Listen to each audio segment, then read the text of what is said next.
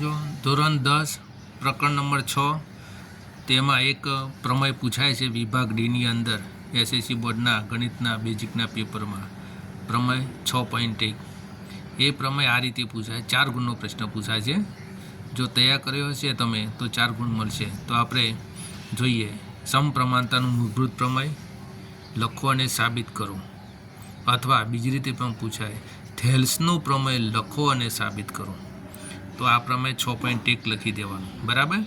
હવે અહીંયા પણ જો સમપ્રમાણતાનું પ્રતીપ લખો અથવા તો થેલ્સનું પ્રતીપ લખો તો એ 6.2 પ્રમેય છે, આ ધ્યાન રાખજો, એ પછી ચર્ચા કરીશું 6.2ની।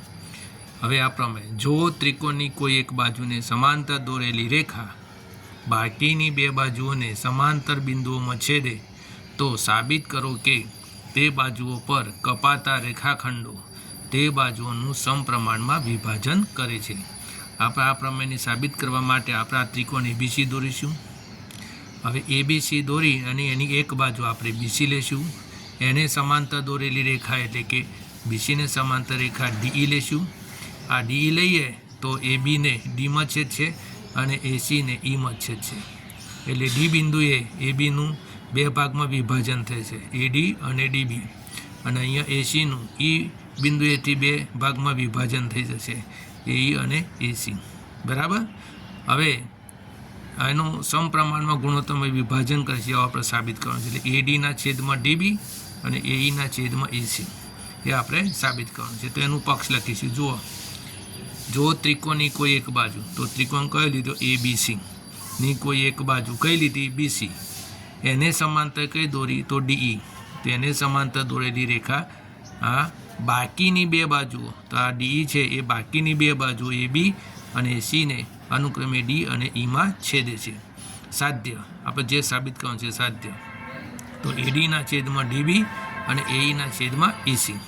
હવે આપણે આ પ્રમેય જે સાબિત કરવાનું છે એના માટે વધારાનું જે કામ કર્યું છે અહીંયા સાબિત કરવા માટે બરાબર, કારણ કે ક્ષેત્રફળ પરથી આ પ્રમેય સાબિત કરવાનું છે, તો અહીંયા જો એક વધારાનું કામ કર્યું છે બીઈ અને એક ડીસી બરાબર, આ વધારાનું કામ કર્યું છે તે આપણે પહેલાં લખી દઈએ।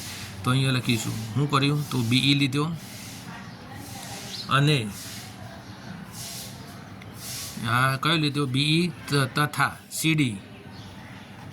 સીડી દોરો, તો આ દોરી દીધી, અહીંથી અહીં દોર્યું, અહીંથી અહીં દોર્યું, એ રીતે લંબ લેવાના છે, ડીએમ લંબ એસી લેવાનો છે, એટલે કે એસી પરનો વેદ આપણે ડીએમ લેવાનો છે અને એબી પરનો વેદ આપણે ઈએન લેવાનો છે, તે આપણે લખી દઈએ, અને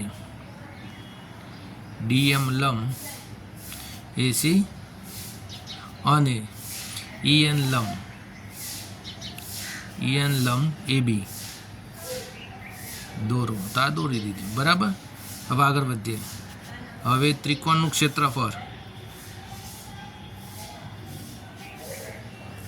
ત્રિકોણનું ક્ષેત્રફળ બરાબર 1/2 ગુણાકાર પાયો ગુણાકાર પાયા પરનો વેધ બરાબર।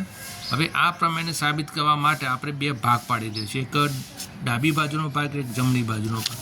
ડાબી બાજુનો ભાગ એટલે આ રીતે એ ડીઈ અને આ રે બી ડીઈ, અહીંથી જો આ ત્રિકોણ એ ડીઈ અને બી ડીઈ, અને આ બાજુનો ભાગ એટલે કે જમણી બાજુનો ભાગ એ ડીઈ અને સીઈ ડી અથવા ડીઈસી, આ રીતે બે ભાગ પડે છે, એટલે એ યાદ રાખવા માટે આપણે આ લખીશું, આ સાબિત કરવા માટે અડે બડે અડે ડેક બરાબર, બડે ડેક અડે બડે અડે ડેક બડે ડેક, આ યાદ રાખજો, 2 વખત બોલી અને તૈયાર કરી દેજો।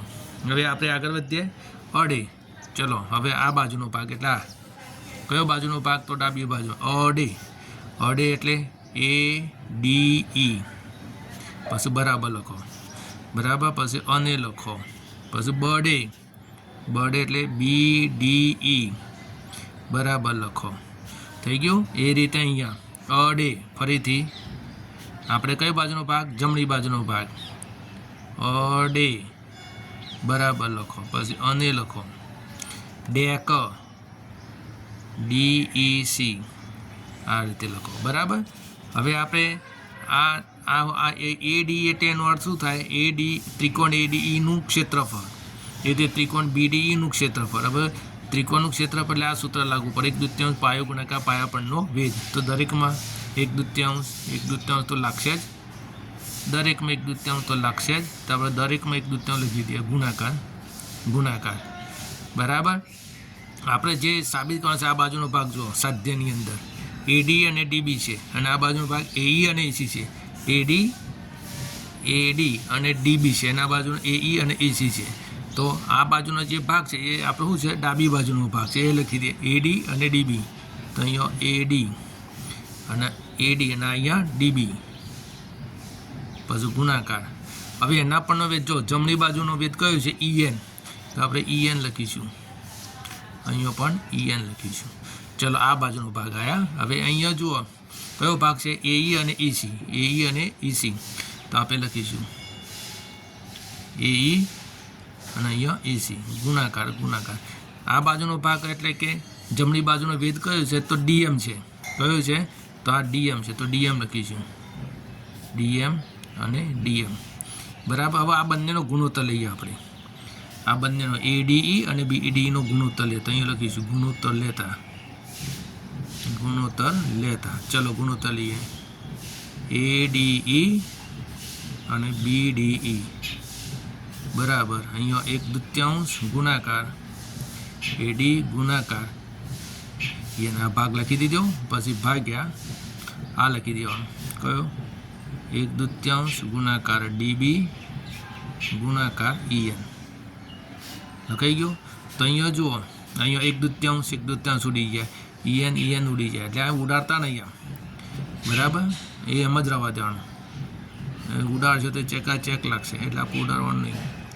એડીઈ અને બીડીઈ આ 1/2 ગયા, ઈએન ગયા તો વધીશું એડીના છેદમાં ડીબી. તો આ પરિણામ નંબર આપણને 1 મળી ગયું.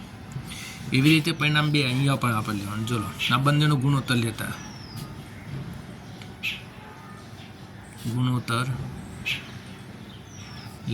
કયો? એડીઈ ભાગ્યા ડીઈસી. ચલો 1/2 ગુણાકાર એઈ ગુણાકાર ડીએમ ભાગ્યા 1/2 ગુણાકાર ઈસી ગુણાકાર ડીએમ. એટલે આ બંનેનો આ બેનો ભાગાકાર એ રીતે આ બેનો ભાગાકાર લઈ લઈએ એમ કહેવાય ગુણોત્તર. હવે ચલો એડીઈ અપોન ડીઈસી બરાબર. તો અહીંયા 1/2 ગયા, ડીએમ ગયા, વધ્યું શું? એઈ અને ઈસી. આ પરિણામ નંબર 2 મળ્યો. ચલો આ 2 તો મળી ગયા પરિણામ. હવે ત્રીજું એક પરિણામ મેળવવાનું છે. જો અડે બડે તો અહીંયા થઈ ગયું અડે બડે. પછી અડે ડેક તો અડે ડેક. પછી આ બંનેનો ગુણોત્તર લીધા તો પરિણામ 1 ને 2 મળી જાય. હવે ત્રીજું પરિણામ મેળવવા માટે આ લેવાનું છે આપણે. કયું? બડે ડેક. કયું? બડે ડેક. તો અહીંયા આપણે લખીશું બરાબર. તો અહીંયા આપણે લખીએ હવે ત્રિકોણ બડે એટલે બીડીઈ અને ત્રિકોણ ડેક ડીઈસીમાં બરાબર. ડીઈસી એ જો આ બંને ત્રિકોણ બીડીઈ અને ડીઈસી એ એક જ પાયા ડીઈ ઉપર આવેલા છે. આ 2 ત્રિકોણ દેખાય ને?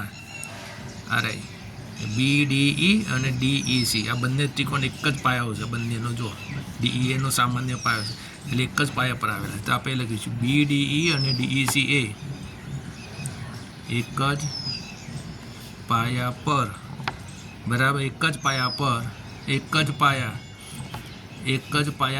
ડીઈ પર આવેલા છે. એક જ પાયા ડીઈ પર આવેલા છે. અને 2 સમાંતર રેખાઓની વચ્ચે છે. કઈ 2 સમાંતર? ડીઈ અને બીસી. આ 2 સમાંતર છે. આ 2 સમાંતર રેખાઓ છે એની વચ્ચે આ 2 ત્રિકોણ આવેલા છે. તો આપણે લખીશું ડીઈ સમાંતર બીસીની જોડ વચ્ચે આવેલા છે. તો આ બંને ત્રિકોણ બીડીઈ અને ડીઈસી એક જ પાયા ડીઈ પર આવેલા છે અને ડીઈ સમાંતર બીસીની જોડ વચ્ચે આ બંને ત્રિકોણ આવેલા છે. તો આ બંને ત્રિકોણના ક્ષેત્રફળ કેવા થાય? સમાન થાય એટલે સમક્ષેત્ર થાય. એટલે આ બંને ત્રિકોણ એટલે કયા બે ત્રિકોણો? એટલે આ ત્રિકોણ અને આ ત્રિકોણ, એટલે બંને ત્રિકોણોના ક્ષેત્રફળ સરખા થાય તો BDE બરાબર DEC. પરિણામ નંબર 3. બરાબર, તો 3 પરિણામ મળ્યા.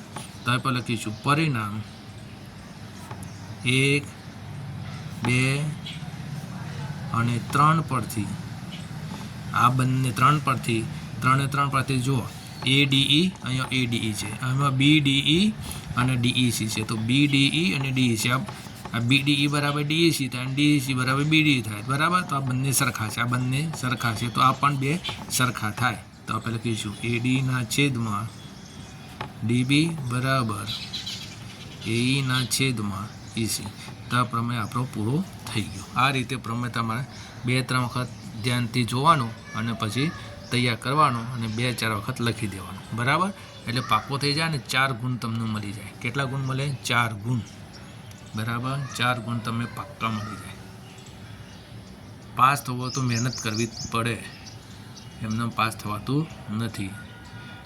અને ગણિતમાં ખાસ કરીને લખીને તૈયાર કરો. ઓકે.